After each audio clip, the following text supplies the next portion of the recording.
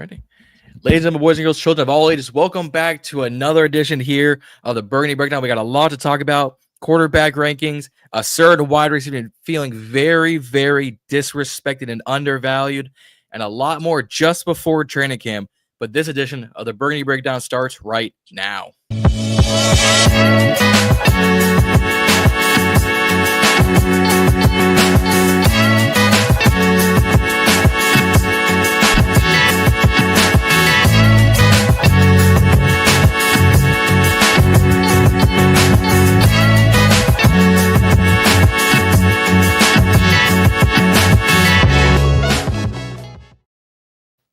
Yes, indeed. Yes, indeed. Another 9:30-ish start here for TBB. We're back again, fellas. What's happening?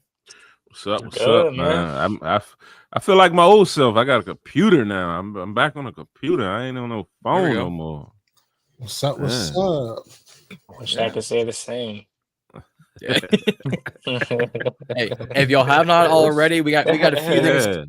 Yeah, we got a few things. Put the link in the chat, John. The link for remember they said they started GoFundMe last week. Yeah, put the link in the chat. I'm gonna pull it up here in a second. I'm gonna need y'all to do a few things before we start. Like, share, and subscribe. Not only here on Ball and Burgundy Podcast, here on at Reedie and Zee, here on Juan Gotti Talking Sports. We're on our individual roads. But y'all go subscribe to the official The Burgundy Breakdown YouTube channel at The Burgundy Breakdown 1. Links will be in the chat as they're popping up. If you're on Instagram, Facebook, Twitter, wherever you're watching, wherever we're live, it's going to be somewhere in the chat. And then I'll also put in the chat here in a second. Juan's GoFundMe to get him a new computer because 3 out of 4, because 3 out of 4 on these computers, and we knew what was about to happen once Juan said, "Man, my computer went down. I got to start to GoFundMe now." We knew it was about to go down. Hey, chill on my man Juan, John. For real. Chill on my man Juan. I'm just happy to see my man.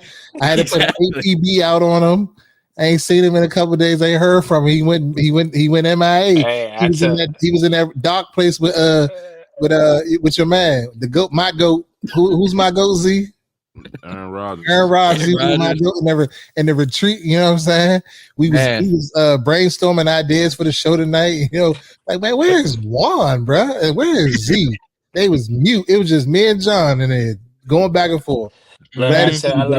Look, I told first son, bro, I'm going AWOL. You know what I'm saying?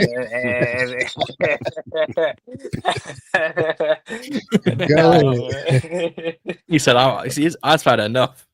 After Terry said all he had to say yesterday, Juan had a lot on his mind. I ain't gonna lie. Look, because the first time I heard it, I said, bro, that is some good acting by Terry McLaurin. I am not gonna hold you. Get my man a role. Get my man a role with Denzel Washington, bro, because that is how you sell yourself. But that's how you cry. But the longer I listened to it, the more I heard him talk, I said, "Oh, what you mean you ain't talked to him in a month?" Mm-hmm. What's going on? You know what I'm saying?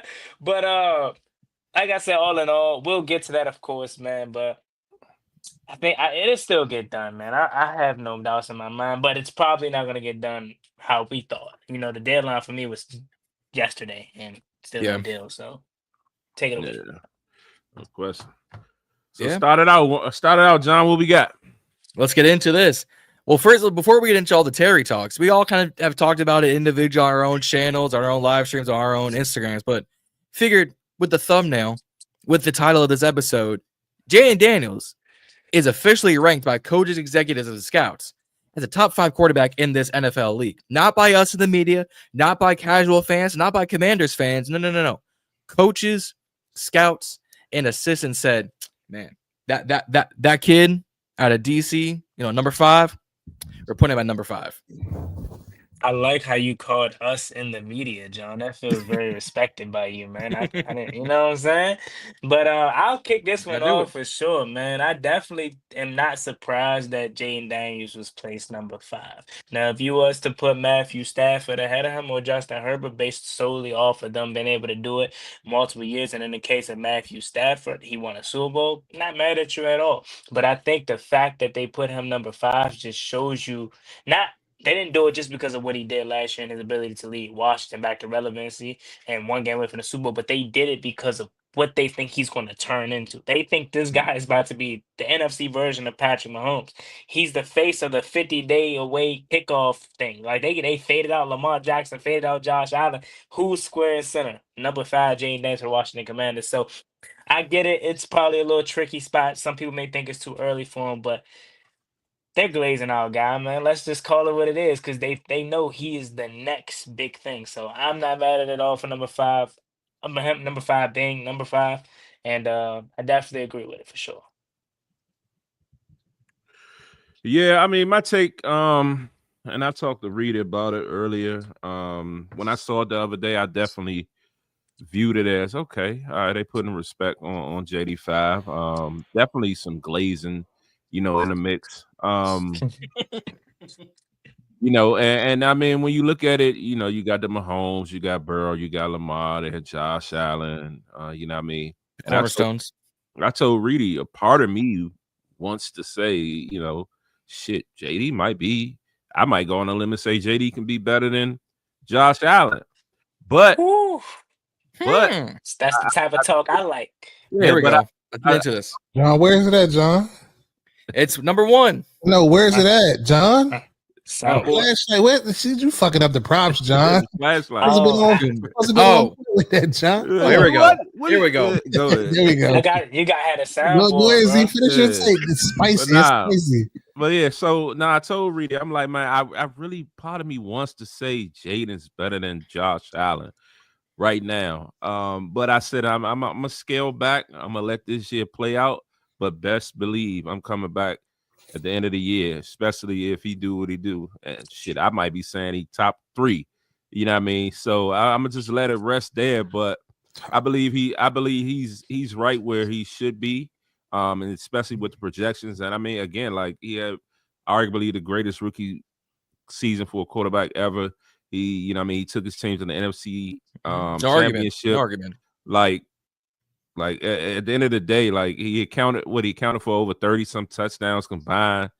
Like, come on, man. It's JD5. Like you said, they trying to make him the face of the league. It is what it is. So we just gonna accept this. We're gonna embrace it, and we're gonna rock with it. But I'm gonna hold tight on the top 3. But yeah, he definitely belong in that 5. That's what I was talking about, Z. That's the type of talk I like that. This new computer guy, Z, talking different. I don't need no, you know what I'm saying, no scaling it back, no taking it slow. Nah, say that hot shit, man. Yes. Josh Allen's my guy. I think he's the best quarterback in the NFL. So that's why I'm happy you saying it, because that means you think JD5 would be the best quarterback in the NFL. Josh Allen is the. Don't blind me. Come on, man. Please put that light on that one. Josh Allen the best quarterback in the NFL, man. I don't care. It's warm over here. It's a little hot. I got to turn the air conditioner on. Patty the baby goat. Jeez, whoo. Patty a walking baby goat, like for sure. Nah, he ain't no baby.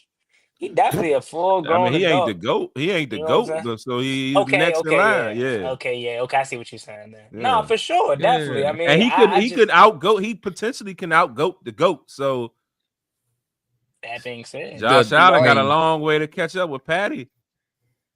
All I'm going to say is it feels great to finally be in the mix of stuff like this. Like this conversation, we could have never had 5 years ago. We could have never had 2 years ago. Could have never had 3 years ago. Like this is just exciting. Like when I seen it, I just was like, okay, cool. Okay, yeah. But it's crazy how the dynamic in the national media has changed in less than 6 months. Mm-hmm. It's just around after, the championship games and stuff like that. They were saying, no, we need another year. We got to see more. We can't crown him. Arguably, he had the best rookie season ever, but we can't put him in the top 5. And when I just went down my timeline and on YouTube and was watching all these clips, now everybody's saying he's top 5. Even Dan Orlovsky didn't have anything to say. His biggest gripe was why CJ Stroud wasn't in the top 10. He said nothing about Jayden being 5. Wasn't he saying Hurts was better than Jayden last year? And he was talking about how he wasn't gonna last year, probably last year, yeah. Yeah. So, but Dan's always been a QB guy, so that it rounds up for him. Hurts can't sniff Jayden Daniels jockstrap, man. Get that shit out of here. but the crazy was Mahomes, Josh Allen, Burrow, Lamar, then JD5. I don't know if is Burrow at this point better than Lamar? No, Lamar's number 2. Yeah, number 2 is Lamar. Yeah, that's how I would have had it. Patty Lamar, Joe, Patty Lamar. No, I would have said Patty Lamar, Josh Allen, then Burrow, then JD5. I would have gone Patty, Josh, Lamar, then Burrow. I'm giving Burrow the nod just because he has multiples. The only reason, and I told y'all off camera this, like the only reason why I'm not ready to put JD5 higher is because he doesn't have the numerous years doing it. So once he gets another year under his belt, I'm going to pop all my shit. I don't think you can exclude Joe Burrow out of that though, because he should have been to the playoffs last year. That was the best borderline quarterback season I've ever seen. I'm saying is Joe Burrow. Like, you got to take in consideration, if we really being realistic, Joe Burrow has been injured multiple seasons. We haven't really seen him. His true dominance was in year 2 when they went to the Super Bowl. For sure. So how, like if we're gonna make that argument, you could say Matthew Stafford, you could say all these other quarterbacks that continuously have good seasons should be listed up in there. They're putting up stats, they're putting up yards. So why is Joe Burrow here? It's a team sport. He's not getting his team there. So how can he be considered elite? Because I thought that was the criteria when you're elite and you have these good teams, then they could put you in that conversation. Because that was once something that was being said all the time. No, that's definitely it's a collective. Point. It's a collective of numbers. You know what I mean? The stats, impact, the winning, and you know what I mean, making it to the dance. Yeah. You know what I mean, Joe has been there. He went there year 2. Like, he put up insane numbers last year, so like he deserves to be in that conversation. Now he should have MVP votes. When he wasn't even. I mean, he should have definitely been in the MVP mix. Should have won MVP. They don't have a fucking defense. You know what I mean? So I was just looking for Joe's defense, and I was looking for Josh's playmakers to make sure I got everything correct. Because I got one of the playmakers, John. I ain't gonna lie. That might be. I might be like I didn't realize I was suing up in number 85 for them. Yeah, because honestly, I would have switched Burrow and Lamar around, and that's my top 4. Patrick, Josh. Stafford was 6. That's what I was gonna say about Reedie's point. Like, Reedie made a good point. If he was to say about Stafford, like if you was to take JD out and put Stafford there, I can't even argue with that. Stafford's got it done on the biggest stage of them all, and for 2 teams, he's freaking been. Whoa! Breaking news! No, scratch that. Zee, Reedie, I forget which one. Your guy. Von Miller is a commander. Von Miller. Oh, shoot. Von Miller's a commander. Breaking news. Oh, my goodness. Zee. Breaking news. Zee's guy is a Washington Commander, ladies and gentlemen. Von triangle button haircut. Von Miller is a commander. Hey. Wow. Hey, we got the pass rush. First Shefty. Pull it up, Johnson. Pause. Pause. That is crazy. That is the first time something like that has happened. Zee, so I can put it on the screen. Hold on. Wait, but hold on. Time out real quick. Don't get that hype ever again if we're on the pod, because I thought Terry signed, bruh. No, God, I definitely thought Terry got Reedie, they scared me. My heart dropped. I thought Terry. Look. I thought Terry got re-signed, but then when y'all say no, I said, oh shit, did he get traded? That's what I was thinking. Everybody's saying, huh? So just to reiterate, the Washington Commanders have signed Von Miller, guys. Hold on, Von bro. Miller is now a commander. Easy. Let me. Jesus. Damn, see, you called it. I called it. Shout out to Zee's guy is a commander. Now his ass better play. He better play. You know, I'm not settling for nothing. I don't care if he's 36. Situational pass rusher. That's what he asked for. I told y'all. By committee. Somebody asked me earlier what we was gonna do with the pass rush. I said I think Brandon or somebody just posted, or something. Yeah, now it was Riddle's rag, or somebody said something about the Commanders still haven't made it. I read something when I was on the train coming home. The Commanders still haven't made a move in position. Vaughn just posted on his Instagram in a jersey swap already of him in the Commanders. Rep at number 24. Ew, that's nasty. That's disgusting. Anywho, my bad. I forgot we were on air. Hey, pull it up. He put the he posted the pay the full joint. Like, man, we going to DC, man. I know about in DC. That just scratched basically the whole show. Man, bro, I love that. I love that though. That's the first time that ever happened. The last time this happened, me and Justin were live, and I forgot who got signed. Now we were like, God damn it. Good Lord. And this is why Adam Peters ain't signing Terry McLaurin. He trying he trying to get that defense together. Say, Terry, hold up. We got you, Terry, but we trying to win us a bowl. Yeah, all right. You better. Yo, that is lit. I love that. Y'all gave me a heart attack, but man. man. This is out of left field. We definitely winning the Super Bowl now. And I'm not saying that because Von Miller's going to be very great. I'm telling you, man, Mitch, look at me. Go. DC. DC is it. We need to make that happen. And DC is definitely ready for us, man. DC is it. I'm telling you, man, Mitch, look at me. DC is it. We need to make that happen. And DC is definitely ready for us, man. DC is Von Miller is a Washington Commander. Z, we got to go to you first, man. This is your guy. How are you feeling? I mean, first and foremost, I called it, like everybody said. But I mean, I'm happy. You know what I mean? Like I said, I feel like we needed somebody that can be a situational guy, come in on, pass it downs and add that extra rush. Add to that rotation. They've been talking about earlier, as Joe Witt mentioned, that it's going to be by committee. Why not add a guy of his, with his resume? I mean, yeah, he's on the tail end of his career, but I mean, I'm sure he got a lot that he can pass down to other guys, a lot of knowledge, a lot of technique. And I think he's going to bring the energy. I mean, shit, why not? I'm sure it was for pennies. Easily pennies on the dollar. Yeah, this screams 1 year less than 10 mil a year. Z, you see the screen? Rolling. I called it before the draft. Yeah. In the off season. Man, that is crazy right there, man. I definitely think. Crazy. I mean, I think this now. While your screen black, you good? Yeah, I'm good. Give me 1 second. I'm trying to update the title now for us so we can get more people to come over this joint and promote the breakdown. Yeah.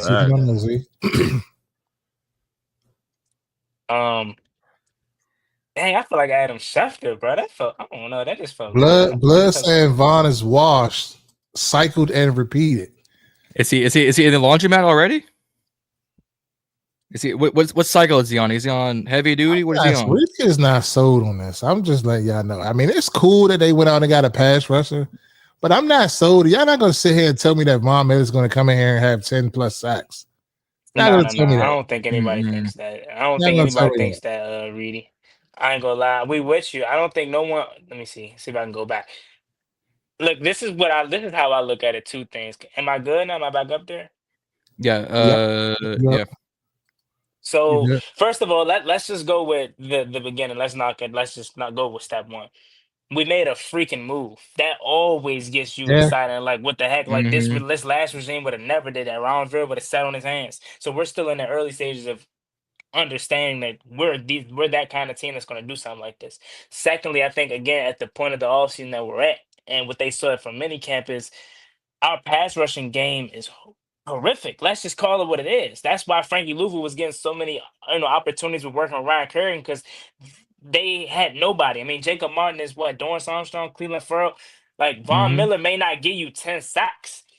May not, it may not give you much of anything right now, but he's still better than anything that we've had already. And he'll at least give you 5 sacks, in my opinion. You know what I'm saying? And that may be better than anything in the grammar scheme of nothing, especially with me and Reedie. We're on the same page of how we feel like collectively 18, 17, 19 sacks as a unit is just as like one guy. So if Vaughn could chip in on third downs and get 5 sacks, 6 sacks, what difference does it make? You know what I'm saying? If it's 10 coming from Dante Fowler-esque kind of guy, you know what I'm saying? So I'm fine with that. Yeah, Jerome, we're already reporting on that. Von Miller to the Commanders.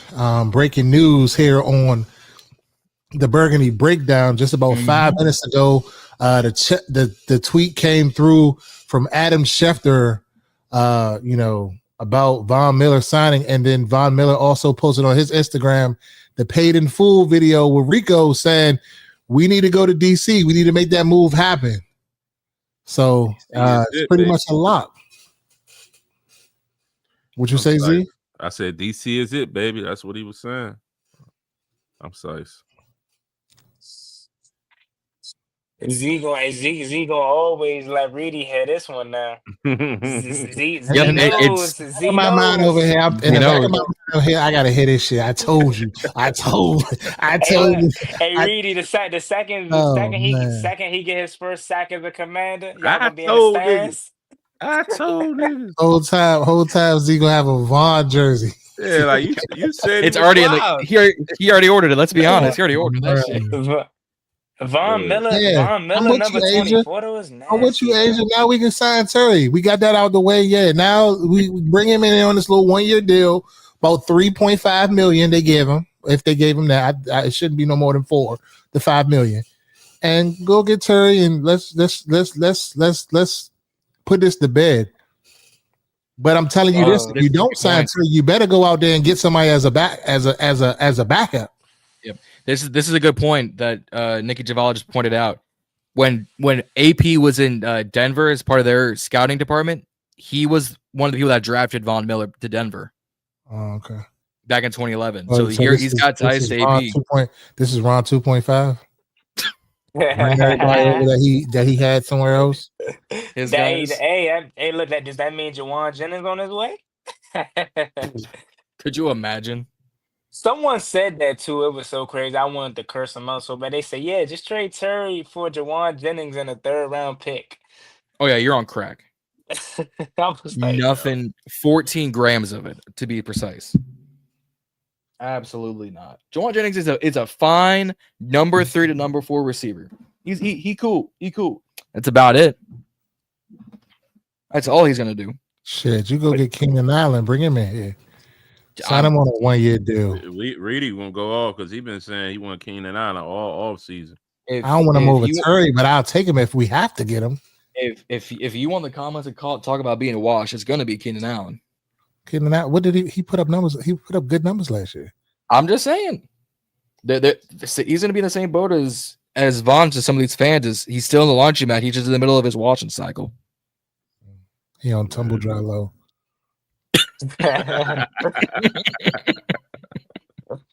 What was his stats last year?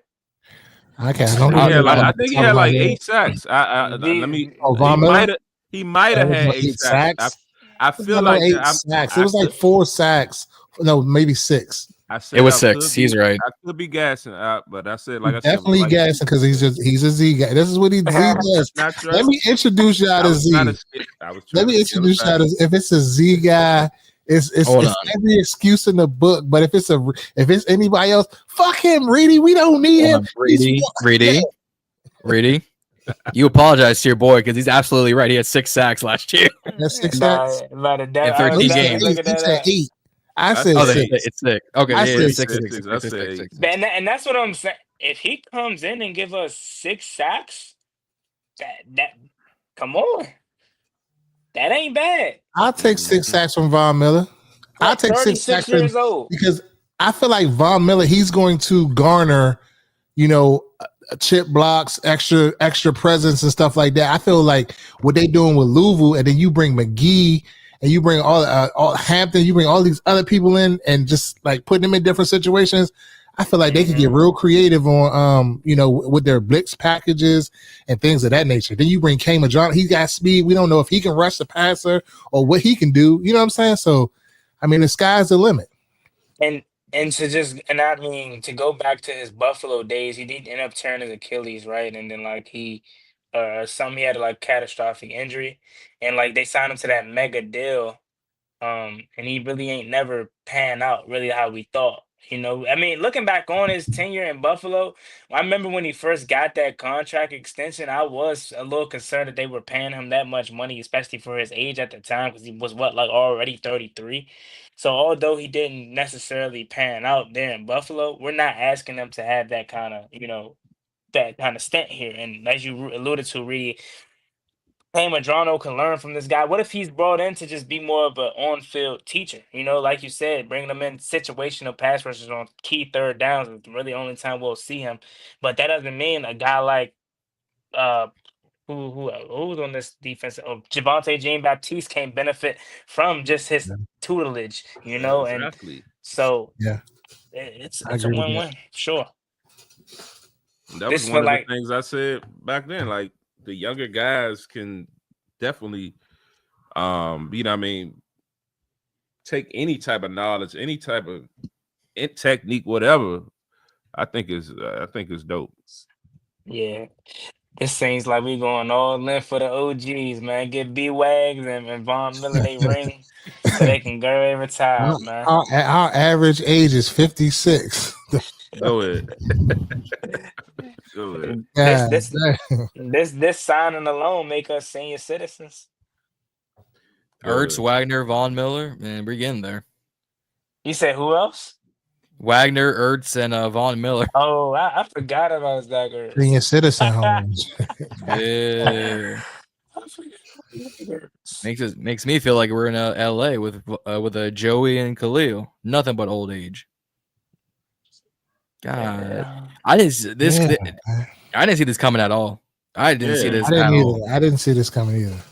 I definitely thought Frankie Louvu was about to be primarily a pass rusher. I thought they was gonna rely solely on Jacob Martin's potential.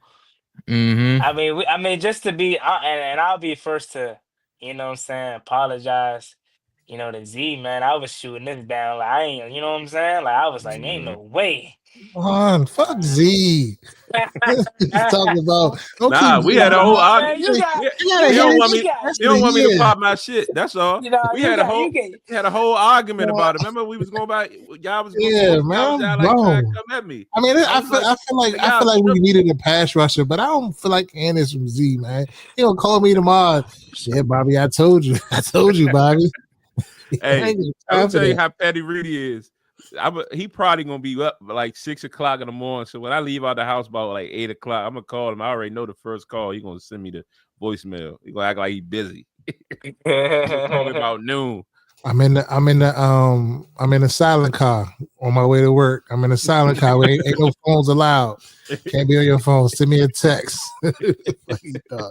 Go ahead. Yeah, man. That took the whole agenda from us. We were getting ready to move on topics, and they said, "Nah, y'all gonna watch this." Mm-hmm. Man, that's the life of a media personality, man. Sometimes things are so huge that it scraps everything, man. Wow. Yeah, just some of just to kind of reiterate what some of the people are saying as well. I know we quoted Nikki, but let's see what like JP and the rest of them are saying. Linnell look like he's size. Let's see here. I can't wait to hear what Linnell says. Yeah, he posting. So Grant Paulson, Commander's quest for added pass rush just got more interesting. Star power edge off the edge. The oldest team in the NFL is signing a 36-year-old. The oldest team in the league. Man, what make us so old though? Bobby Wagner and Zach Ertz and Tress Way? Damn, why are we so old? Larry Tunsil. I mean, he's still I guess a lot of the starters, I mean, a lot of the teams are in their later 20s. Payne, yeah, I mean the Dedrick Wise, I'm sure he up there in his age. Shit, a lot of these people that we recently got. I know we're wanting it. Von Miller ranked 16th all time in sacks and was the MVP of Super Bowl 50. Released by Buffalo in March, he now joins the Commanders team that was a step away from the Super Bowl last season. I just don't like number 24 on an edge rusher. It doesn't feel right. Yeah. Pause. Von Miller is a Hall of Famer, 8 Pro Bowls, 3 All-Pro nominations, 2 rings, a Super Bowl MVP, former Defensive Rookie of the Year, 129 and a half career sacks. The question is, how much does he have left? Yep. Has been a 6 or so sack guy as a situational pass rusher in recent years. That was from Grant Paulson. Mm-hmm. Between Wagner and Von Miller alone, there's 27 years of NFL experience. Damn. That makes me feel old as shit. I was about to older than me and you. That makes me feel old as hell. Sure about that, John? I'm positive about that. JP says I'm positive, no Magic Johnson. Chill. Chris says, welcome to the squad. He says, JP said Vaughn is a future Hall of Famer, no doubt, but he just had 6 sacks in the last 2 seasons. Few coaches better at taking care of vets than DQ, and I'm sure there's a plan to maximize his snaps. Can he not wear 24 though? Like that. I was about to say this. Finalizing the terms. Him wearing 24 is gross. Like Michael pull Davis. Pull up what I want to hear what Linnell said. Pull up and see what he said. All right. Let me stop sharing this. I just it's cool and all. I just can't get over this 24 nonsense. All right, here we go. I'm bringing it to you all because I know you want it. Von Miller, right as the show was about to wrap up, man. Von Miller announcing via his Instagram he is signing with the Washington Commanders, a dude that's got plenty of pedigree, 16th all time in terms of sacks, Super Bowl 50 MVP, a guy that's got plenty of pass rush juice to him still. If you thought Von or Dante Fowler last year was good as a situational rusher, insert Von Miller. You know who else I'm excited for? Young up-and-coming pass rusher Dorrance Armstrong, Frankie Louvu, Javonte Jean-Baptiste. These are dudes that can learn from Von Miller, one of the greatest pass rushers we've ever seen in the history of this game. So much for the Commanders ignoring the pass rush. I love this move. I get it. He's not perfect. I'm not looking for him to set a stout edge, but I do know one thing. When that ball is snapped, Von Miller hunts quarterbacks. I think it's amazing. Best deal that Washington has done on the defensive side to me this offseason.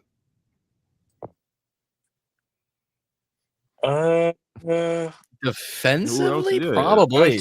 Yeah, it might be. I mean, you had Will Harris, you had Ken Law, Jonathan you had Jones, Wise, Eddie Amos, Goldman. If we talking draft picks too, I'm Trey Amos by far. But he said deal though, so that's what. Yeah. Okay. If free agent wide, I mean, shoot, he's not wrong. I think Von Miller comes in and provides a much needed. He brings veteran leadership to that room. Let's be honest here. Well, but I'm just trying to look for the right words of saying because I don't expect him to just put up like 12 and a half sacks. Like when he said, if you thought Dante Fowler was amazing as a situational pass rusher, Von Miller at this age at 36, I don't know if he gives you Dante Fowler numbers in terms of 10 and a half. But if he duplicates what he did last year, 6 is perfect because I think you get 6 in the 13 games too. Not even the full 17 in 13. So that's what a sack every game and a half. Yeah, roughly. And I think you throw in Louvu's 8.5. I think Deron Payne, Javon Kinlaw from the inside can also chip in as well. I think Sanderson might have 1 or 2 just coming off of a few blitzes. Mm-hmm. I could see guys like Madrano or Owens or Will Harris coming in deep from the And this is why, not to cut you off, this is why Reedie's quiet, but I think he's gonna end up liking it because this is Probably. exactly what me and Reedie were talking about when when Z was like, we need that guy like Trey Hendrickson to get 17 by himself. This is the perfect plan for Joe Wicks Jr.'s defense because he knows he's It is. lacking the personnel of that. We don't have that star-studded Trey Hendrickson that's gonna give you 17 and a half, but just slowly getting collective production. You ain't gonna be able to tell a difference, man. I think it's gonna obviously be more exciting too to just see all these names chipping in. And hey, man, I'm ready. Week 1 need to hurry up. Here's the funny thing: is they announced this, and we all been tweeting and posting, on our respective pages. They specifically put him as a defensive end, not an outside linebacker, a defensive end. So he will be coming off the edge. He won't be in that Louvu Wagner, 4-3. He will be on that front four with Kinlaw, with Payne, with Armstrong, with Jean-Baptiste and company. That's what intrigues me, is because he's always been that outside linebacker, Buffalo, Denver, but I think based on the tweets, they're moving him towards that interior, which is going to be interesting if he's going to be that hands in the dirt again, or if he's going to truly be more of a, I'm going to fake you out real quick. I had a hand in the dirt. Now I'm going to stand up and then go and then, rush the pass. That's what intrigues me, is where they put him already. But again, that 24 jersey swap, that feels like I'd rather him go 4. Like, I know Frankie Louvu has 4. I'm just saying, I'd rather him go single. That. Yeah, I'm just saying, I'd rather him go single digit than 24. 24 looks like a rookie linebacker or corner who was given a number because none of their numbers were ready to go. So they said, we're giving you 24 and you're gonna rock with this in preseason. That looked like Michael Davis is playing edge rusher. Oh, no. That is Jalen Ramsey's helmet on an aging head on Michael Davis's body. Go ahead. That's exactly what that is. That is an AI image. If he could stay healthy, man, that would go to be a really, really solid move. I mean, but this does benefit the defense. But this benefits the defense because it gives more pressure from let's say a Payne or a Kinlaw. They're like, oh wait, hold on, we got Von Miller. You're not gonna double team Von Miller, but it brings more of a presence than oh, we got Armstrong and Jean-Baptiste. Man, these bums. That's a really good point that you brought up, John, too, because this may allow a guy from the inside like Deron Payne to get those one-on-ones that he wasn't getting because of not really having no help last season. Remember, Jonathan Allen was injured for majority of the year, so that's a really good point. Then to throw in, go ahead. Okay, no good. No, I was gonna say to throw in a guy like Dietrich Wise as well, who's listed as a defensive end. Like this can turn out to be something that's impactful. Yeah. This is the defensive lineup or package I want to see on certain key moments. So Armstrong. Okay. Go ahead, John. All right, I'll finish it real quick. So Armstrong, Payne, and Newton on the 3 on the inside, Kinlaw, and then Vaughn on the outside. So you rush 5, and then you've got Louvu on a blitz. I want to see how that matches up because all of those defensive linemen on one rush on a 5 set is going to give, depending on which quarterback, a lot of pressure at once. So Witt is gonna run this like he already had packages and motions and everything ready for like McGee and Madrano. I'm curious what he's already drawing up right now just for Von Miller. Yeah, and they Asa just made a good point. Kinlaw is going to be moving around too. He talked about that. So yes, he is. And they added bigger frame bodies to that D line to help against that run. So it's just intriguing. It may be better than we think. Y'all remember the video of Randy Moss, Emmitt Smith, Jerry Rice, and Dan Marino on the updated jerseys for that commercial? They've already got that for Von Miller joining Wagner and Ertz in Commander's Land. Go ahead. You touch my phone. Y'all been hearing that little song they be using for the old washed up players, man. I don't think so. No, it's a little TikTok trend. I'm sure they'll figure it out. Oh, okay, like I'm on TikTok. I'm just not on it like that. I'm on enough to post things and move on. They'll know the song if I play, but I'm not. We're gonna For get sure. copyrighted, so I can't play it. But yeah, we try to do all that here. Yeah. Man, we had a whole ass agenda. And the news went, nah, we doing this right now. Let's spend 40 minutes on this. But yeah, I mean, we touched on Jayden being top 5. So I mean, then I still want to stay on this Von Miller situation before we move on. Correct. So my question to the chat, hey chat, what's up, chat? My question to all of the panelists, Juan Gotti, Zee, and Jon. We were ranked 23rd last year in total defense. Where did this put us now with this move? We've been saying all offseason we lack pass rush. We just brought in a first ballot Hall of Famer on the back end of his career, but nonetheless a first ballot Hall of Famer, one of the best pass rushers that this league has seen in to the mix. Where does this put us? Does this put us in the top 10? Or are we still on the outside looking in? And what does this do for our Super Bowl aspirations? Is this one of the pieces that we needed to click us up in that next echelon of teams? Like, because I know our offense, is there, but with the defense was the lacking part for our team. So what does this do for us? Somebody, my bad, not the last. Somebody said if Snyder was here, Miller would have got $35 million.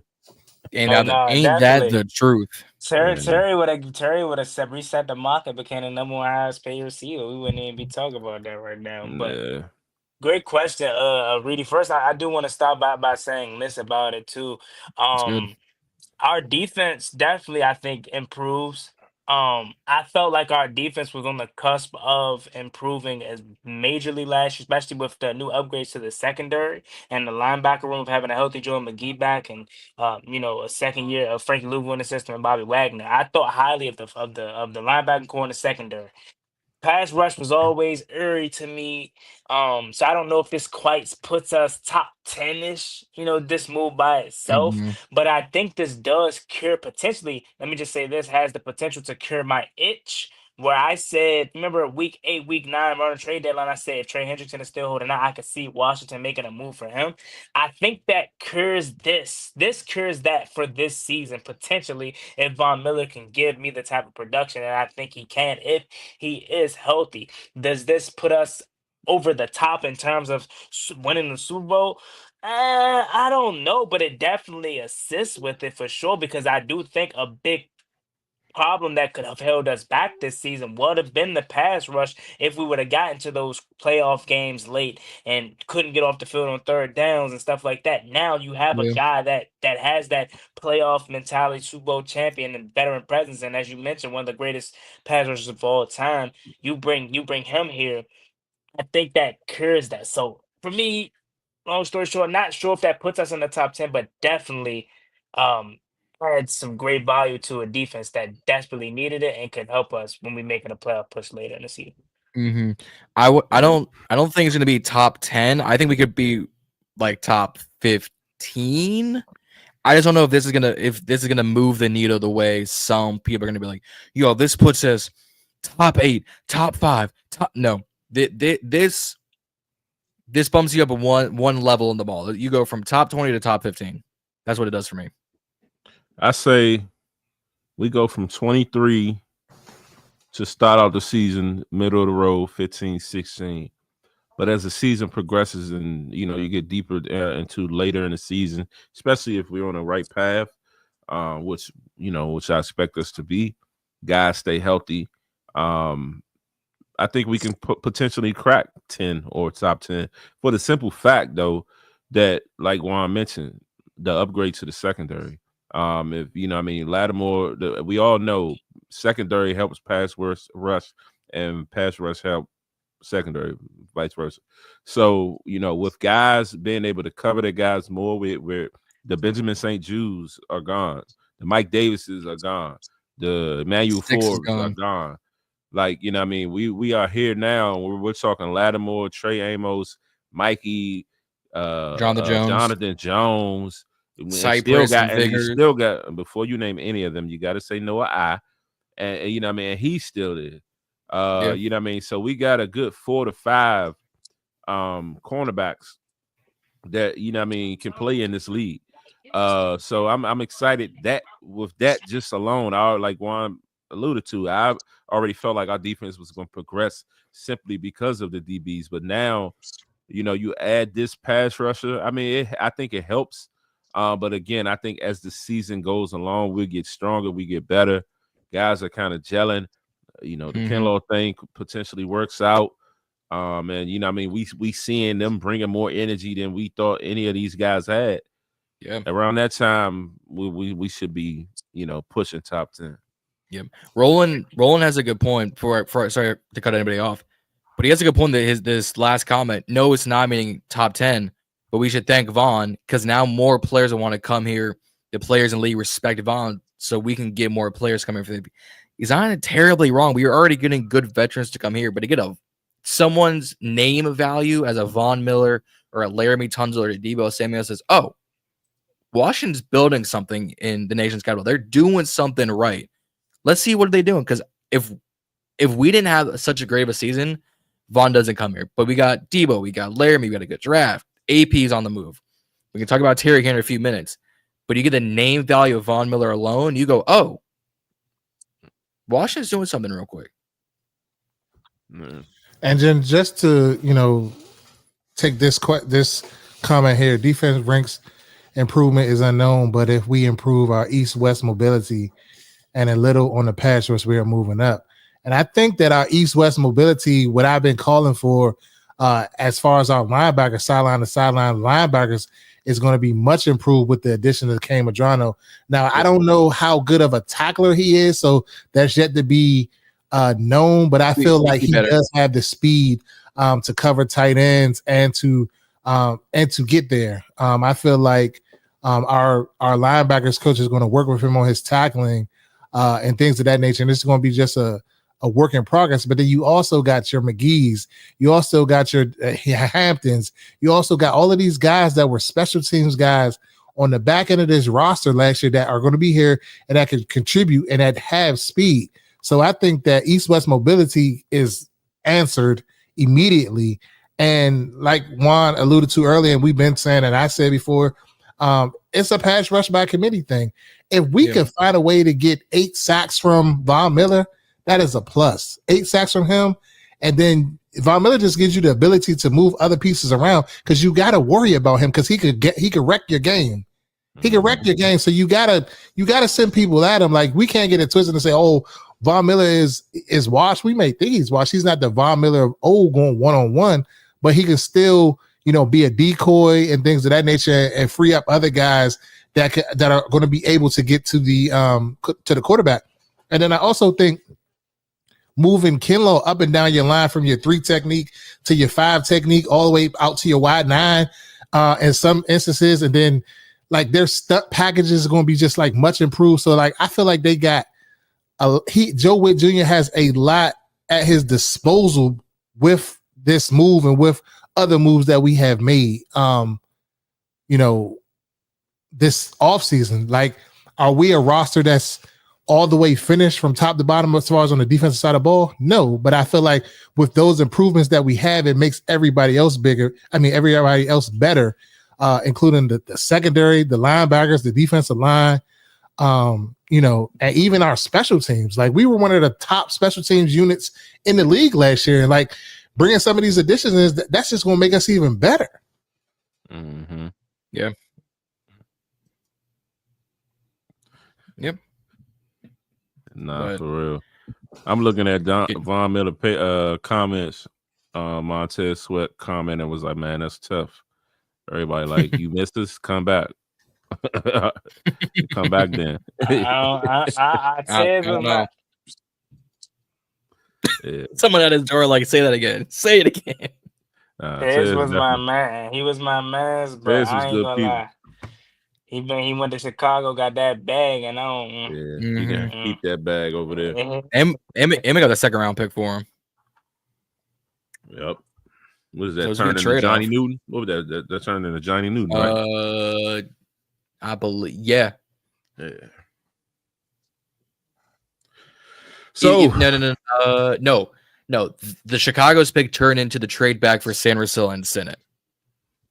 That's what it was, because Chicago finished better than us that year. Respect. So my question, where were you during Terry's interview, and how did it make you feel before we address the details of it? Like, how did you feel listening to it or watching it? So immediately when I watched the interview, I kind of felt empathy for him. Like, I kind of felt for him. Like, I wanted to put myself in his shoes, and like damn, like Terry is a guy, like, he's not, how can I say this? He's, no matter how hard you try, if you ever try, you cannot not like him. Like, he gives you nothing to not like. Like, he says all of the right things. He does all of the right things. Like, he is very strategic with his words and what he says and how he moves and things of that nature. And you could tell, I could feel when an athlete is just bullshitting. Like, you could tell, like, Terry really wants to be here. Terry really has built a relationship with this fan base. He really has built a relationship within the organization, within the community. Like, when he said, me and my wife bought our house here, like our home here, that was the plan to be here. First house. Then he came back and said, I thought it was going to be more progression than what it is. It's kind of, very frustrating and hurtful. Like, I felt that. I really felt that. And I've been on the record saying Terry was a 1B at one time, but bruh, like, you cannot but want to root for this guy, man. Like, he's a hard worker. He said one thing he's going to do is he's going to continue to work despite whatever is going on. Like, that's all you can ask for from an organization. That's all you can ask for in a player. So yeah. I really just felt that he was hurt in the situation. Like, and I kind of felt this pain a little bit. You know what I mean? Even though we know he's a multi-millionaire already and he's not making money that we make. So it's like, sometimes with these athletes, like, when they get to pouting and crying about their contract situation, sometimes I'm like, bruh, like Ayuk. Correct. But I couldn't even get into that bag with Terry, because it's just like, damn, like, he does deserve this shit. Like, because we've been with Terry since day one. Right. So that's my take on that. Yeah. Where was I? I had to have been going to work, or I forget, because that was what Monday? Monday the press conference came out? Or was it yesterday? Yesterday. Okay. So I was going to work. So when I finally got to work 4 o'clock tonight, I read a lot of it. I watched a lot of it, and I went, pretty much what Reedie said. You feel for Terry, like, money aside, fame aside. If the one person you've been with your whole career just stopped talking to you, and you were like, where'd you go? It's Terry right now. Y'all remember that Will Smith meme from Fresh Prince of Bel-Air, just an empty family room right now? Mm-hmm. That's Terry right now. He's like, where's everybody? It's a great point, John. What are we doing here? Knew about that. I'm somewhat cultured at times, somewhat. I ain't know you. I was wondering if he was not, and this is a sidebar, but I was wondering if he was going to get the paid in full reference. I vaguely got it. So did you see? You don't know about Rico, man? Not its entirety. You'll be all. What he say? He said you'll be all. That's cool. That's not it. Well, he say get shot every day, B. You'll be all. You tough. Niggas get shot every day, B. You tough, right? You tough, right? Tough, right? Come on, hey, we gotta get John right, man. I got a lot of things to catch up on. I gotta be honest. I'll give you a pass for John, if you just do one less mock, you probably could watch a movie. He's probably on fucking mock 3038 right now for next year. I haven't even done any yet. In all honesty, I haven't done any yet. It's too early in the season. Okay. John, I'll give you a pass for paid in full, but not seeing any other Fridays is still insane to me. That's fair. That's insane to me. And the last Friday is in production now. That's true. Yeah. So you got to catch up, John. I don't know if I got the same though, man. I got to catch up on. I got to go right before school starts. I got to do like a movie marathon. Anyways, back to topic. I remember when Terry got drafted. I remember watching that draft class, and I was like, I mean, I guess we got another wide receiver. Cool. And then you watch him progress. You see the carousel of quarterbacks come through this organization. You see the carousel of head coaches, the cornucopia of general managers and offensive coordinators come in, and you just go, you got to feel for him. Pause. Because Larry Fitz never had this problem. CD hasn't had this problem. AJ Brown, Julio Jones, like some of the greatest receivers you've ever seen haven't had problems like Terry. And Terry's putting up 1,000 yards, putting up, good touchdowns with every single quarterback. There's at least 3 plays every season since he's gone to this year that you're like, I got to rewatch this play. Whether it's the catch in Green Bay or against Green Bay, whether it's the catch against the Chargers, whether it's the mossing on Deron Bland with Mariota this past year, like you can name moments. And for him to go, man, I'm frustrated. I haven't heard from the team in over a month. Like Reedie's point, me and my wife bought our first home here. I thought we were gonna be here forever, and you're just like, you can't not feel for Terry McLaurin and go, why are we dragging our feet? Like there's gonna be conversations like because me and Rio talked about it on Monday before the presser came out on Tuesday. We were like, age is gonna play a factor, but he's gonna get paid. Now my alarm has gone off going, you haven't talked to the team in a month. You haven't talked to the team since minicamp. Oh, hell no. What are we doing here? Yeah. I mean, so you guys' first reaction is definitely understandable. But my first reaction was, I called cap. I ain't gonna lie. I saw that video. I immediately felt that because I'm like, this didn't sound like Terry McLaurin to me. This sounded like, hey Terry, as your agent, go out there and say this, do this, use the media against the organization so they could bite. And you know what I'm saying? You can use this as a cry for help to get your contract done. That was my initial reaction, and part of me still feels that way because again, that's what these players do. They use the media to get their message across, but True. PR stunt. I still feel that way as well. But the more I heard what he was talking about, haven't heard from the team in a month, and stuff like that, I started to get a little like, oh, what you mean, So I definitely could feel where you guys are coming from when you think, all right, man, this is you feel for Terry because he's a nice guy, does everything. He get to saying stuff like, I do everything right. He basically was saying like, I don't know what I haven't done to not deserve this. I do what you asked for me on and off the field. Like he started to get in A his good soldier. bag. You know what I'm saying? Like he really started to go deep into it. So that's where I was like, hold on, maybe he's not BSing right now. And then he said all the stuff you heard from these reporters reporting that, all the negative things that's been going on are true. They're coming from him. That was probably my biggest shocker. And then when he said, I can't really give you no answer, man, on if I'm gonna be out there on the field if a deal isn't done. Yeah. That's when I was like, man, bro. So it definitely is a little upsetting that this hasn't gotten done. And you got to think though, this is how Adam Peters moved. He comes from San Francisco. They've done all their deals like late. this. George Kittle and Brandon Ayuk and all these other guys. I mean, even other guys like CeeDee Lamb and Jamar Chase. Their Dak. deals weren't done. Dak and Sam Cosmi's deal wasn't done to what, early September, late August. September So 4th. I mean, it definitely is tough sitting through it. But at the end of the day, I know Adam Peters wants to get a deal done. I know they value Terry McLaurin, and I know at the end of the day, with 1-7, will be out there. It probably isn't going to happen as fast as we would have liked and hoped, but he'll be out there. He'll have his money for sure. Yeah.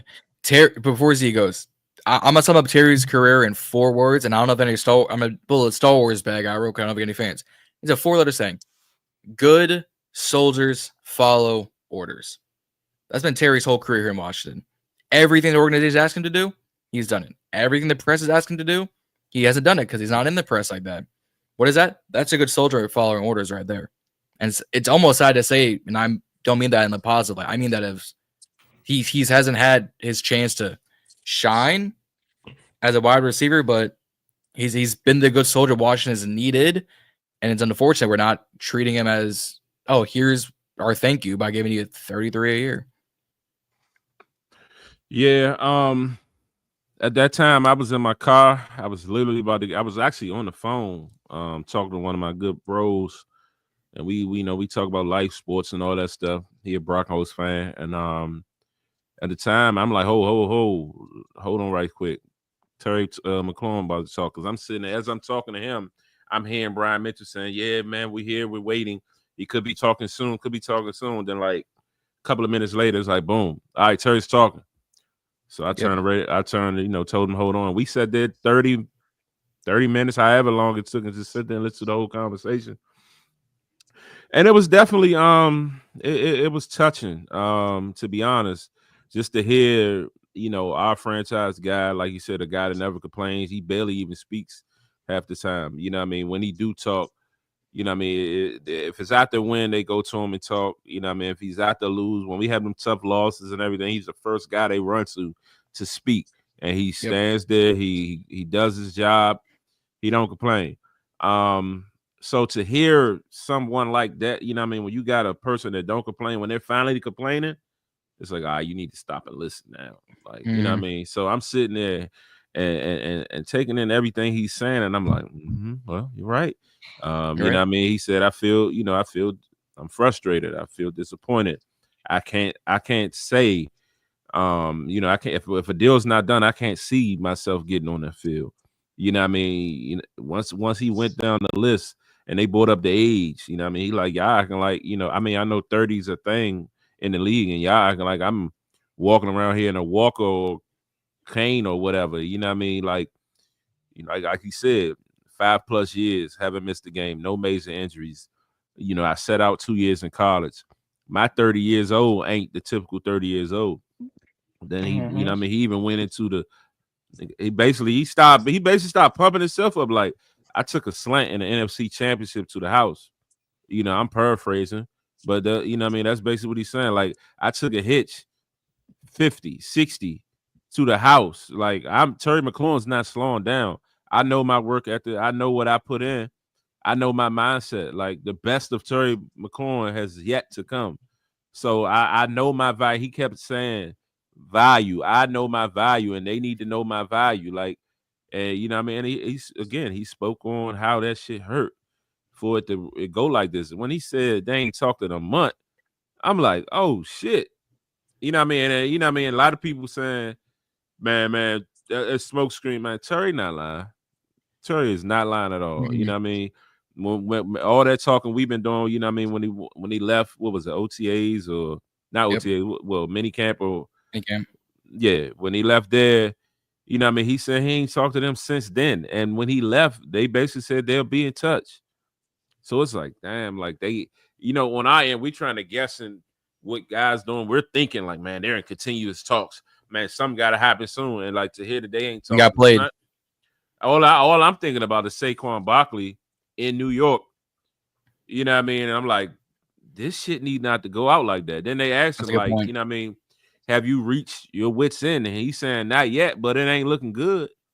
You know what I mean? Like everything he's saying, I'm like, oh shit, like damn, yeah, like this shit real.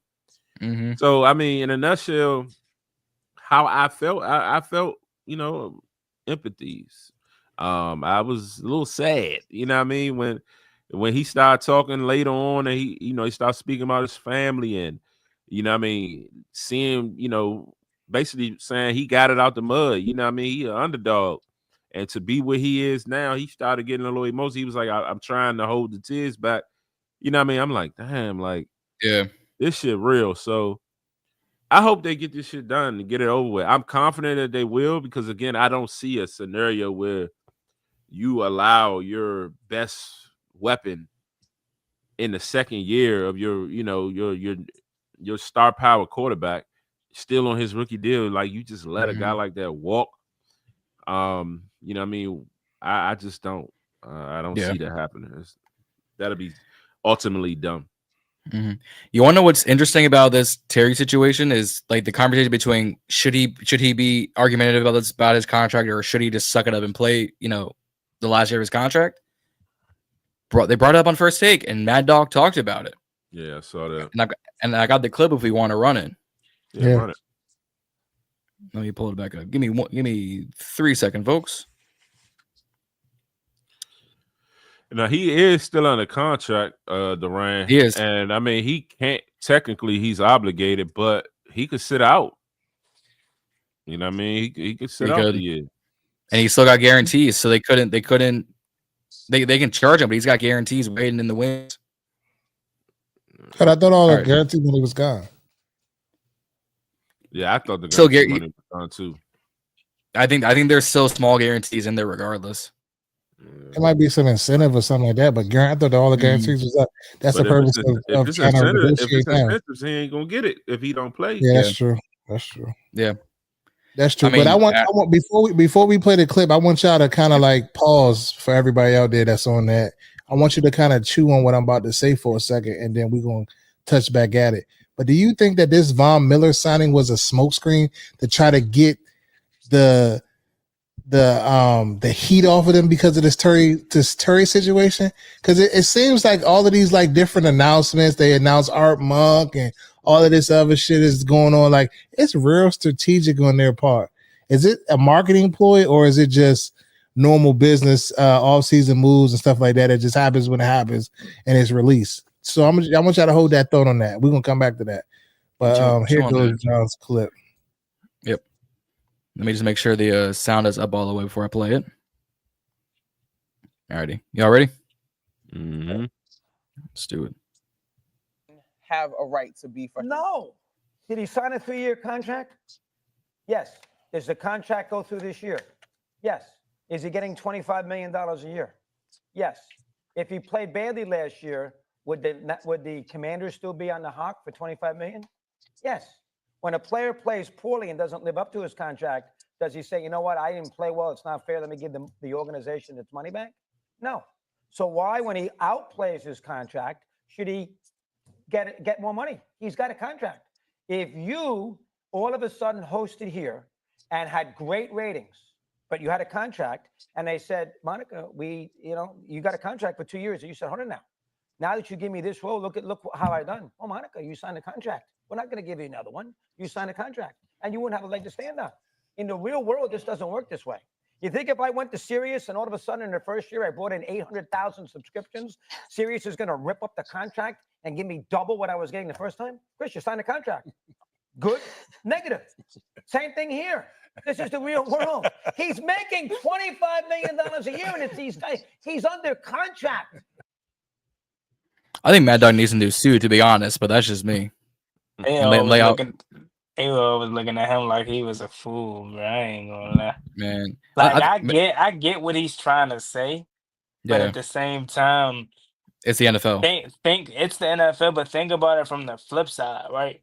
Look at it from Adam Peterson's perspective. If they was to go with what his route was to, oh, Terry, you already signed this contract, so now you just got to play through it. But look at it from their perspective. If they allowed Terry to play through it and he has a Jamar Chase-esque year, like he could potentially have, I'm just saying, now you got to pay him $46 million a year after you could have just had paid him that much. So I get what he's trying to say. It's not as crazy as them looking at him like it is, but it's much different than the real world. Mm-hmm. So, yep. You're on mute, Reedie. You're on mute. He's still on mute. My bad. I think Mad Dog is spot on what he said as far as real world situations as it relates to contracts. Is there a little bit of difference because it's pro sports? Yes, it's no guaranteed money. But I feel like that's the thing that the NFLPA has to get in their contracts to make their contracts like the NBA and change how they are paid overall. And then we won't have to necessarily worry about some of these things. Like NBA players get paid out the wazoo and all of that shit is fully guaranteed. So why isn't NFL players fully guaranteed? Like, we wouldn't even have to go through this situation.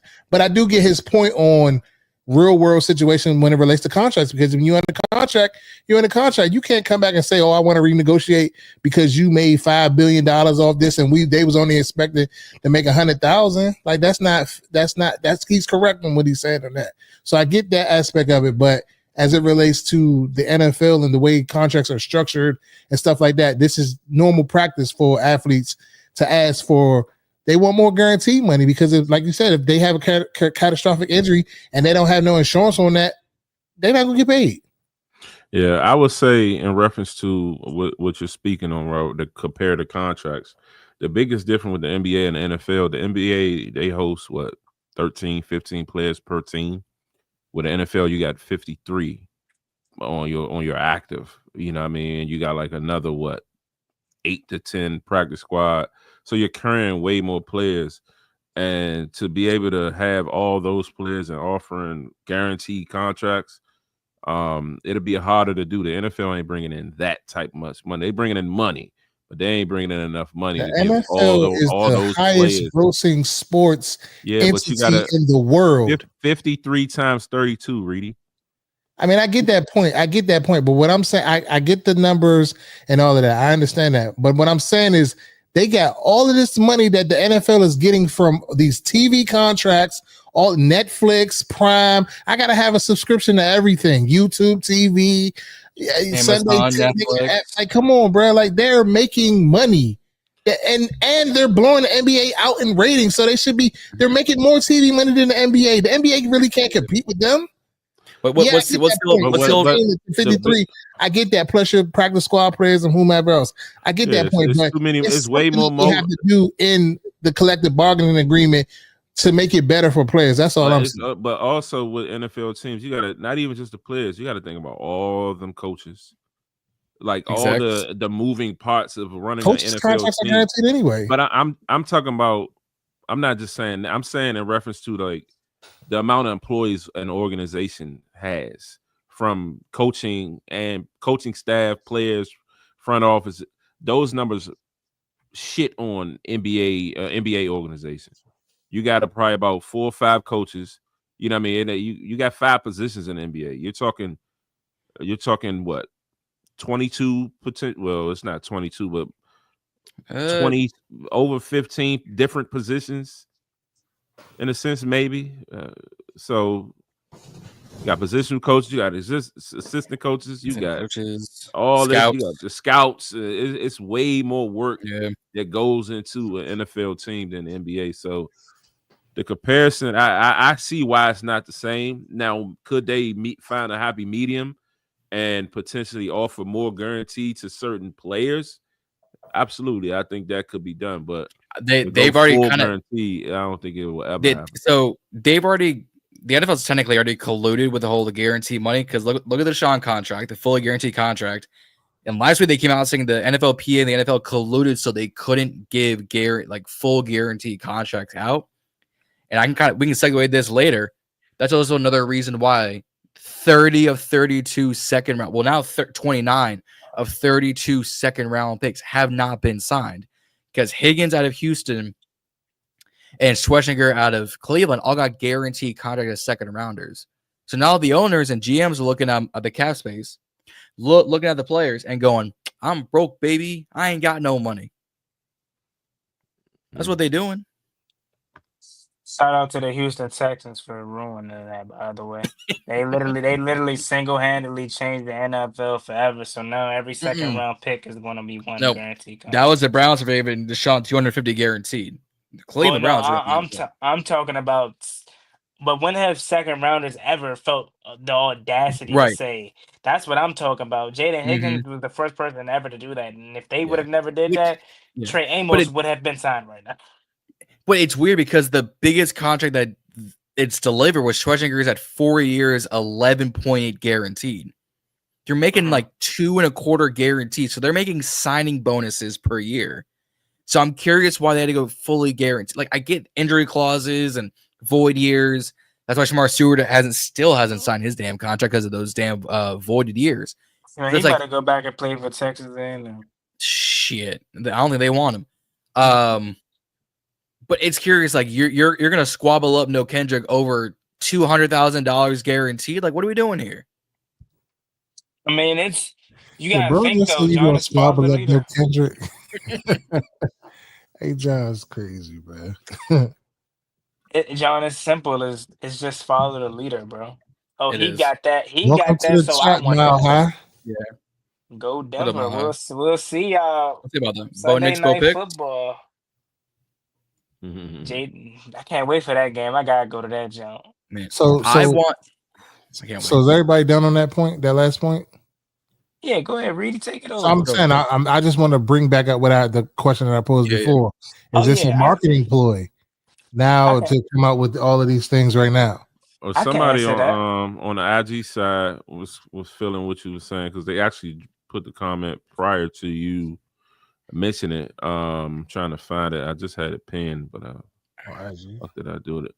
Yeah, but basically was saying the Commanders. Yeah, also I think the Commanders front office is doing marketing on PhD mode.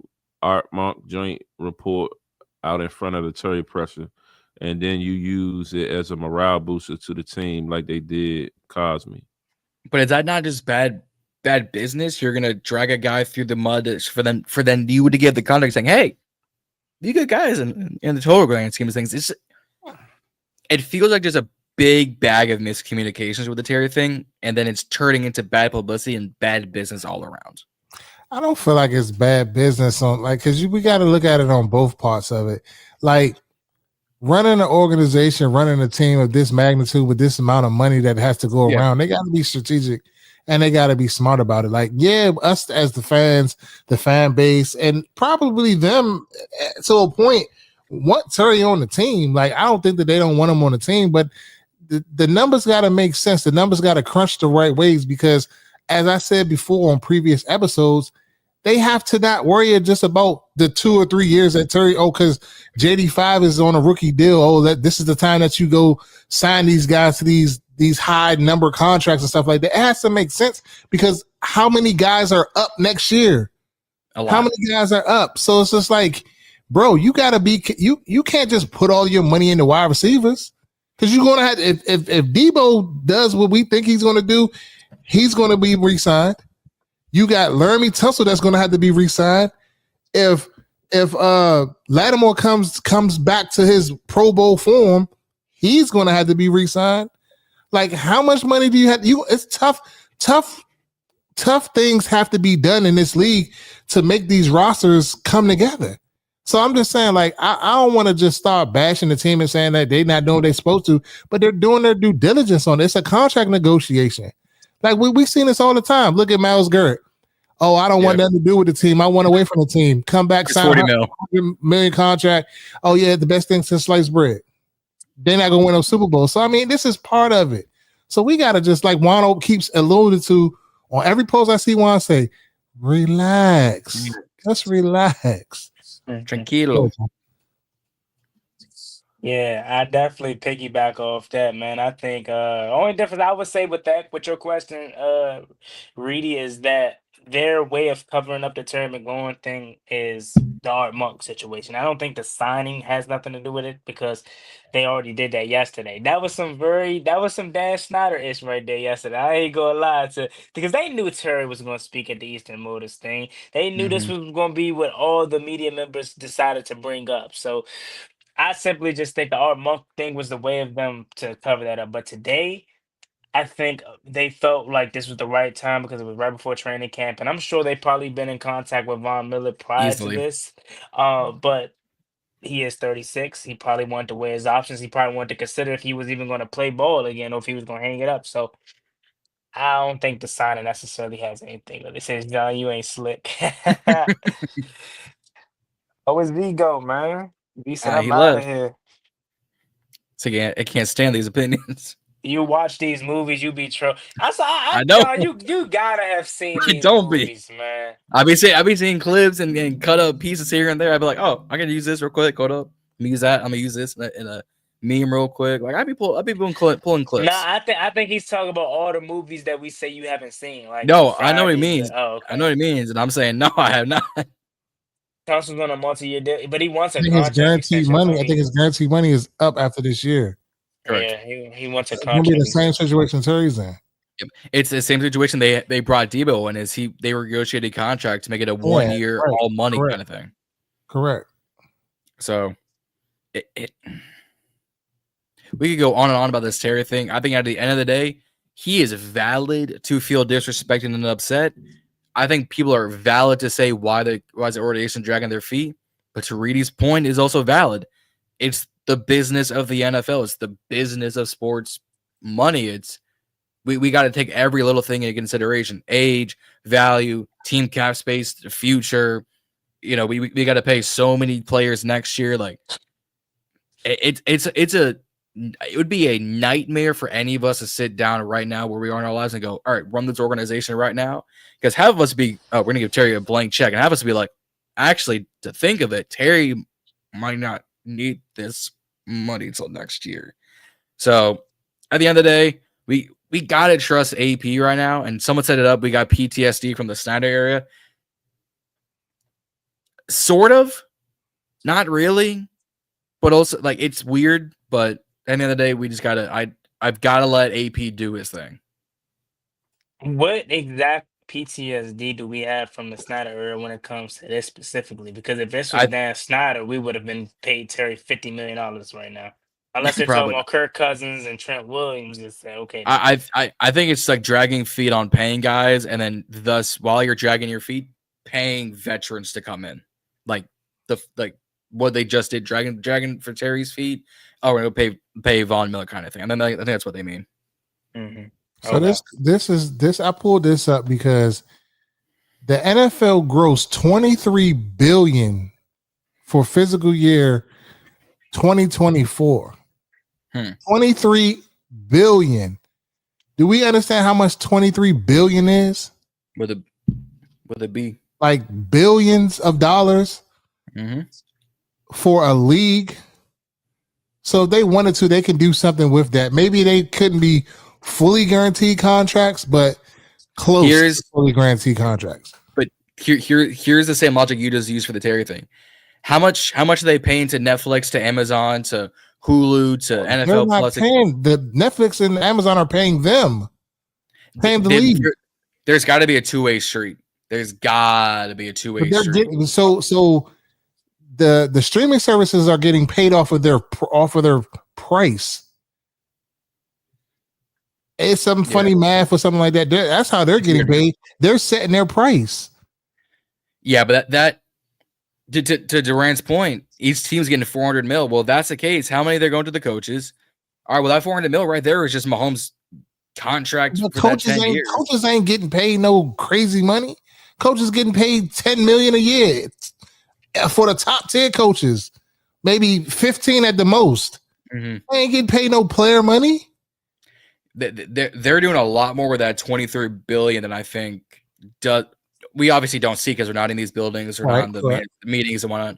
It's like I would say probably I would say 3 of that billion alone goes straight to equipment, goes straight to facilities, goes straight to other things we're not even thinking about. So $20 billion to distribute against 32 franchises. So that 400 probably goes down to $300 million.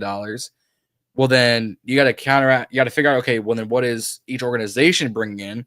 Because your Dallases, your Phillies, your KCs are going to bring in a lot more money than your Tennessees, your LA Chargers, and your Jacksonville Jaguars in terms of profits that count towards the cap space kind of thing. And TV deals, endorsements. Yeah. Like, I would love just to see a spreadsheet, like an Excel spreadsheet of how this money gets distributed, because I can look at these numbers and go, well, that makes sense. Okay, this branch is going over here. Okay, I just want to see how they do this because I couldn't do it. I couldn't do it. Yeah. Yeah. I don't know where Zee. You know what I say? Is that all we got since Zee and Zee missing? Zee done fell asleep. He's taking a Z. Z's taking a Z as well. Z's taking a Z. Z took a Z pack before he came on, then is taking a Z right now. Well, I'll say this, ladies and gentlemen. While we have you all on, make sure you guys subscribe to Juan Gotti Talking Sports, Reedie and Zee, Ball and Burgundy podcast, and of course, if you guys are unaware, the Burgundy Breakdown is its own channel, so you guys must subscribe to that channel if you want to see these 4 on your screen, bringing great content. Go subscribe to the Burgundy Breakdown as we are narrowing down. Are we talking next week being the final episode on our own channel, or is this the final episode? I think we can do that. It would be this. It should be this week because training camp starts next week. That's true. Yes, so this is actually the final episode on our separate channels. This is now going to be on the Burgundy Breakdown own channel. So go in my description, subscribe to the Burgundy Breakdown, go in Reedie Zee's, John's descriptions, and click that link and go subscribe to this so you can see this on your screen. The best for doing it in the business. So man, Juan Gotti. I mean, I don't know if we're ending, so you said we sign off. We got anything else? Z was not taking a Z, John. For the record. I don't know.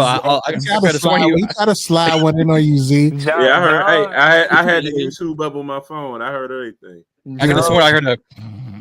I commented and said cap. I don't know if it came up on the screen. I've seen it. That boy John been fake bidding all night. No, he was cooking me from the start of the show. Man, Reedie had to step in for me, bro. Like,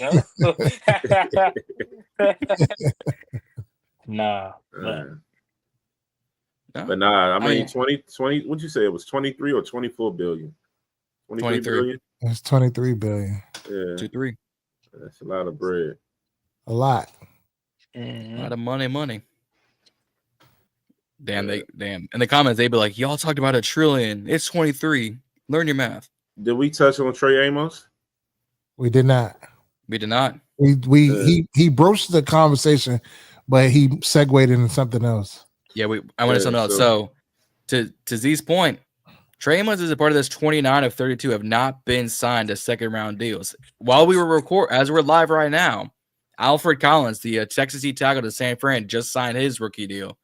He was second round. So now we're down to 29 of 32. Amos being one of them. Not to cut you off, but did the Texans give him a fully guaranteed deal?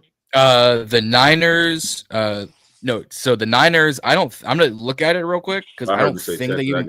So he's not on the Texans. All right, I got you. Texas D tackle Alfred Collins, drafted by the 49ers, just got paid a second round deal. My bad. My apologies. That is very bad wording by whoever made that caption. That's very confusing. Texans defensive tackle. Texas D tackle. Yeah, my fault. Texas defensive tackle. Yeah. It's a little rough. I'm gonna look for the thing real quick because it came and went super fast. Like I was like, oh, nice, cool, whatever. But how are y'all feeling that not only Amos, but the fact that 29, and we kind of already touched on it, so I'll have Z start the conversation. 29 of 32 second round picks have not still been signed at training camp, and ours starts next week. I think some of them already started. Yeah, I think the Chargers reported, the rookies reported yesterday or something like that. Yeah. Yep. So my thing was, because me and Reedie was having this conversation, and he was bringing it up from the perspective, like, what are the Commanders doing, not having him signed already, to have Terry loom in a contract situation, and now have Amos loom in a contract situation. Like, what is AP doing? And I was just coming from the perspective, like, it's not technically AP or the Commanders in this case. With this situation, is that the second round picks formed a coalition and they're protesting. They done formed themselves a firm, a union in a sense, to fight back. They want some guaranteed money. I don't necessarily, I won't necessarily say they deserve the guaranteed money or this or that. I mean, it's kind of a situation where, like in a sense, when the Browns went out and gave Watson all that guaranteed money, the rest of the league didn't follow. You know what I mean? So in this situation too, the league is taking a stance like, well, that's what the fuck the Texans did. That's what the fuck this other team did. Like, we ain't got nothing to do with them. And rightfully so. So, to hold me accountable and say, I got to give you this guarantee just because somebody else did it, I think it's bullshit. Now, if we negotiate and decide to give you the guarantee, that's a whole nother subject. But you know what I mean? So I don't put much blame on the Commanders in this situation. It's just more so of what's going on, and you know what I mean, just what's floating around right now. I think that the team and Amos are should be, and I would suggest that they're in good standing. Amos posted a picture earlier at the facility. I don't know what the hell he meant by it, but he had like the okay cool emoji with the he got the snow emoji with it and had a hand or something. I don't know what the hell he meant, but he was at the facility today. So I mean, the rookies got a report in 2 days on Friday. So we'll see how that pans out. But I'm hoping that they can get a deal done. I'm hoping that he doesn't miss any camp.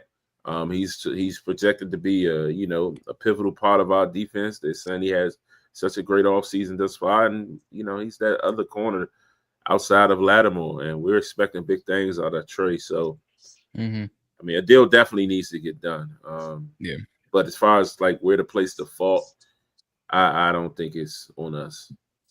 Yeah, that's a good point. Yeah. Collins' contract, 4 years, $10.3 million over those 4 years, over 9 guaranteed. So roughly 90% of his contract is guaranteed. So he's still within that above 3/4 guaranteed. So they really negotiating percentages of guarantees now. Like, that's kind of like going back to the old. I mean, I guess it gives them the structure because they gotta pay amongst that scale.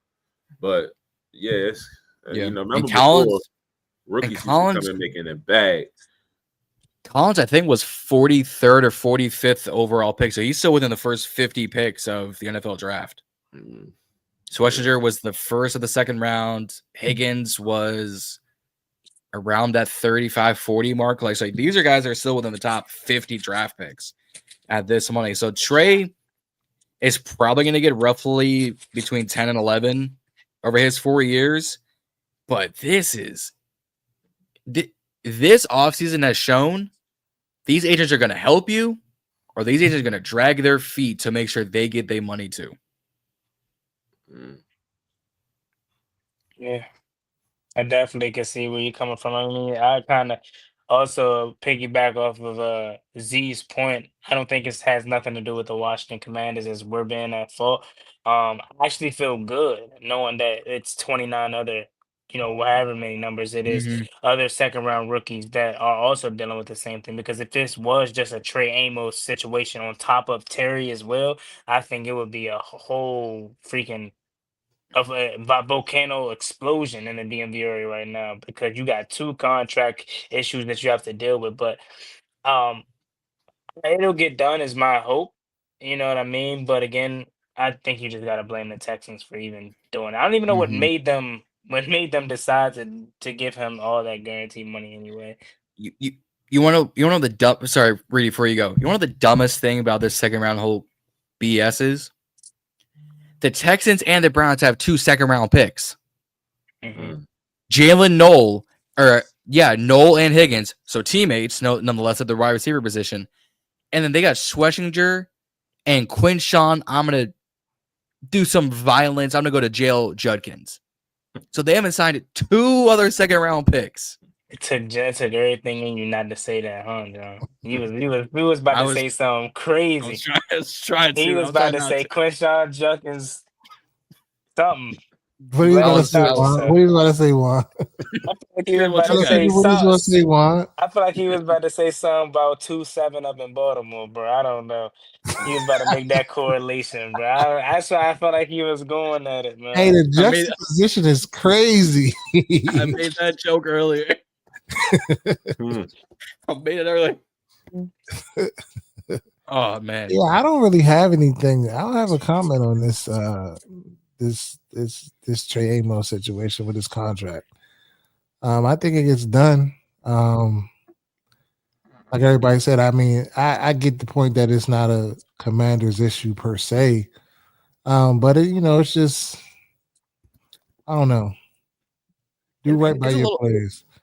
It's a little frustrating as fans to go like a guy that's been here 7 years, giving you everything, and a guy you want to be your long term, and you're like, so what do y'all want to talk about? What do y'all want to do? Yeah, I feel like we just want to really focus on football. Like I really just want to like lock in and like see our team at our best, just to have all our players on the field and like putting it together, like that camaraderie, that esprit de corps, that all of that coming together, the brotherhood as they preached about last year. Mm-hmm. I'm just so glad that it's finally almost here. We can almost bask in the glory of being out here sweating our ass off out there at Ashburn. Yeah, the best time of the year for me, man. It was like 50 something days until low 50 days until week 1. Washington days now. Come on, man. Yesterday was Bobby Wagner. We can see it, the light at the end of the tunnel. So it's what, 53 days now until week 1. Rock and roll. Week 1. I mean, for us though, it's really for us it's really a month and a half, under a month, because that preseason game we locked in. So training camp locked in. Well, yeah, training camp we locked in, but training camp games be on the TV, but I be like sleep. Like I don't really be paying attention to the preseason games. I like watching the preseason game because you get to see the other guys after the starters get out. And that's me. That's me. Preseason, full speed preseason. He just wants to see what Bill's gonna do. That's all that is. That's why he can't wait to get to camp. Big Bill. Hey, Reedie, you see Bill? You see 32 over there? Yeah, that's my man. Don't say nothing. Reedie gonna be texting me like, "Where you go? You stepped off. Where you go?" I'm over here talking to Bill. I'm waiting for the I'm waiting for the text in the chat. Big Bill, not the little one. I'm waiting for that text. Z about to take a separate camera and set up a Bill cam. A Bill cam. You ain't say nothing, Juan. John said he is crazy, bro. I ain't even catch it. What did he say? I can't repeat it. I can't even repeat it. Let me take a picture of the time stamp. I'm gonna go back. Dang, not the time stamp. Jesus, it was about the 135 and some change mark. Go ahead. Pause on everything. My man say the big Bill, not the little. What? Wow, he is a wild boy. We need the soundboard, man. Imaginary soundboard. I got it right here. I gotta add some effects to the jam. That's coming soon. Next week. We're gonna have that. Coming next week. Man. Every week we add something new. Go ahead. It's a work in progress, people. You gotta add that Ron Rivera joint to it. We can be eliminated today. We can be eliminated. Oh wow. He threw me off so badly with that one, man. Man, I was watching that live, bro. I was watching that. I'm like, yo, what the hell is this? What do you send this man down the river? How are you a head coach in this league and you didn't know that? Like, and you got PR guys there specifically to tell you everything. Because those guys were worried about Congress. That's what they were worried about. That shit was wild. I did not expect Ron Rivera to be that piss poor. I'm not gonna lie. I didn't either. I was psyched. I remember Ron was walking off the field. Ron was walking off the field, and I had to. We love you, Sam. Ron, you're done. Hey, that shit was hilarious. Hey, they laughed me out for months. Hey, bro, that real shit on the face too. Hey, yo, post that in the story, yo. You got it. I'm standing there looking at him like, what? Hey, what? Ron, you're done. Like, Sam, all you could have came with. I mean, pause. That's all you could have said. I just knew he was getting his ass fired. Just knew it. Oh, yo, that's crazy. Yeah. How far we done came, fellas. How far man, that shit was a hop and skip away. It wasn't long ago. I wonder how like players that's like gone now, like Chase Youngs and the Montez Sweats and the ones that they see it turn around and they wasn't here for, how they feel about it for real. I feel like Chase probably tripping. He got the bag. Yeah, I feel like Chase Young don't care. Chase Young, I don't think he care either. He got the bread, bro. That truly for me that hurt the heart for real because he's one of us. So like I thought he was gonna play with a different kind of motor, man. But then he was damn good at Ohio State, and he came to the league and went. Shit, he was damn good that rookie year. He was damn good that rookie year. Now that we 5 years, bro. Now that we're 5 years removed from that. I think we overrated that rookie season, and I think we overrated Chase Young coming out of Ohio State because if you look at his Ohio State film, he was really being able to be a dominant force because of his athleticism and speed. He wasn't really a technician like a Joey Bosa, like a Nick Bosa at the same university. Because when he went up against Northwestern and he saw Rashawn Slater, that boy got put in a box. So. But I think for me that's the one that hurt the most though, because I definitely Chase Young, one of us. You know what I'm saying? From these pots, man, definitely thought he was gonna be the one. Then he got the iced out Washington chain, bro. Damn. But I think to answer your question, Vito, I think like Cam Curl and Antonio Gibson are my two people that I think are like, damn. Even though Cam Curl cool though, because he in LA, but like maybe that's Get just me taxed out the wazoo. Yeah, maybe that's just me being a little biased because those probably my two guys that I'm like, I wish they were still here for real. Like those my two dogs. I wish was like, damn. Chad Bailey commented on Von Post, said, "You looking good, bro." On that 2-4. Champ line. I'm not gonna get into it at this rate. I'm not gonna get into it. I don't know, like maybe Curl, maybe Gibby. I can't think of any player right now who I'd be like, man, I'm glad they on the outside look again, because like I was excited for all the players and it didn't turn out the way we obviously wanted. So when we shipped off Sweat, we shipped off Chase, I was like, all right, cool, we got good draft capital back for him, and I moved on with my life. Like, what kills me is someone retweeted the damn draft where we traded up for Cameron Cheeseman before we got to Trey Smith. I went, oh yeah, that one hurt. Yeah, I feel like we should have never let Sweat go. I feel like I get it. I get the what was done with it, but I feel like he wasn't giving it his all. Pause.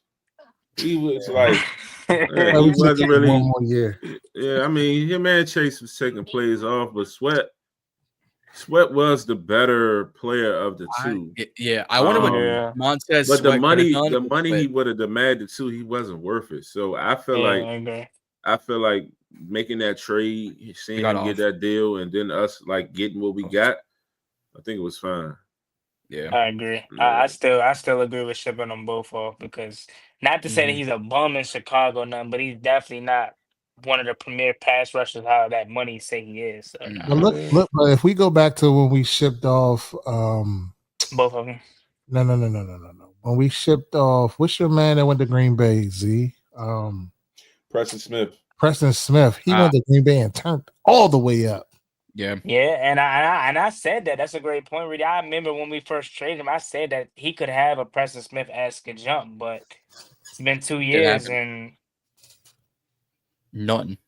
You know, so absolutely fucking nothing. I mean, that defense as a whole is still amazing. TJ Elvis, Tremaine Edmonds, Jalen, like that defense as a whole was Dexter Gervin, Jalen Johnson, Jerome Brisker. I ain't gonna lie. I wish my man Big Mo was still around though. Morgan Moses, he deserved to see these times, man. Z hates him. Oh, you hate Mo? He always had something to say about Morgan Moses. Always, Morgan Moses was not a Z guy. He said close the Red Sea. Y'all go back and listen to some of the pods from 2003. 2023 when I used to bring up Morgan Moses and the comments that Z used to have to always make on Morgan Moses. I can't read it. He just started giving his respect last year when I solidified and told him that he's still playing at a good level as a right tackle in this league. I'm about to go do research. So I'm lying, Z. Reedie's lying. I said I may tell you a joke, but I ain't gonna tell you no lie. I said that when you say he's still in the league, and we was talking about needing a tackle, I suggested I would potentially be okay with bringing him back on that note because we needed a tackle. I mean, yeah, he's still a star. You know, he's still around. Kudos to Morgan Moses. You know, local guy. He went to UVA. Kudos to Morgan Moses. But he used to get a lot of fucking holding penalties. Used to get beat a lot. So he was not a Z guy. I never said I hated him, though. But he's one of those guys that I was tough on because I felt like he could have been better. Respect. Like, share, subscribe, share the broadcast. Like we said numerous times on this episode, we are going live with the Burgundy Breakdown 1 next week on YouTube. So we'll post it on our. Go ahead. What you guys see? I said 1. It's 1? Yeah, it's the Burgundy. It's on the screen. YouTube. It's 1. On YouTube, it's 1. I thought we took the 1 off. But okay. Well, no. So the handle is 1, but the actual YouTube name is just the Burgundy Breakdown. Guys, all right, bet. Yeah. So you know, we will be on there. So we'll keep promoting it on Instagram and stuff like that, and I'll try to, you know, put it out there so you guys can see it. But don't come Wednesday like, damn, where they at? They it's 9 o'clock, 9:30. They ain't on. Like, we're moving over there. But we just want to thank y'all again for engaging with us on this breaking news episode that Von Miller is now a Washington Commander. We had a whole show planned. It took a little detour, but we brung it back and we hit everything that we were planning on hitting. But next week, people, we are in training camp, people. Yes. So we'll have a lot from the Washington Commander insiders, a lot to talk about. And then me and Z will be boots on the ground the 27th, the 28th. So look for that. And we have some lined up, some interviews with some of the media members that cover this team. So be on the lookout for that. Yes, sir. Yes, sir. Hell yeah. But as always, if nobody got nothing else to add, as always, like Juan was just about to say, I'm Reedie. I'm Z. I'm John. I'm Juan. And we gone.